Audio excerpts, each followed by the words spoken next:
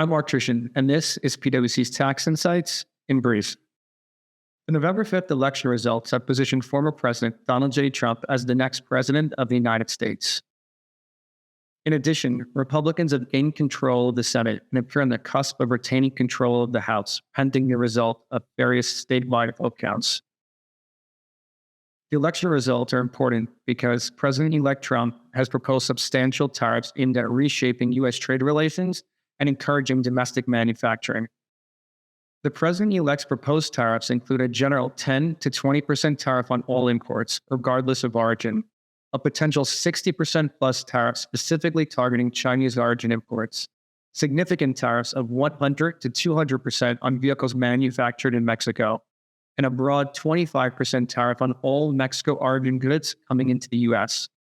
If implemented, these proposed tariffs will result in significant changes to the current trade landscape, which will result in a direct increase to above-the-line costs.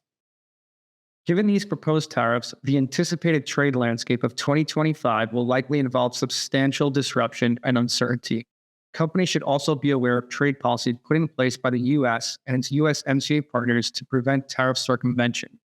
Specifically, tariff measures to prevent Chinese origin goods from being routed through Mexico and Canada with the goal of evading U.S. tariffs.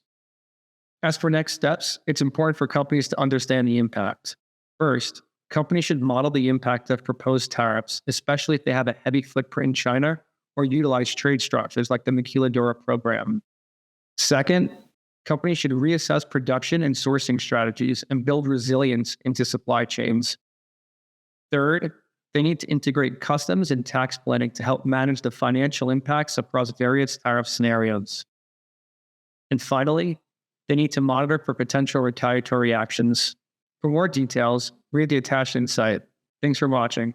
This has been PwC's Tax Insights in brief.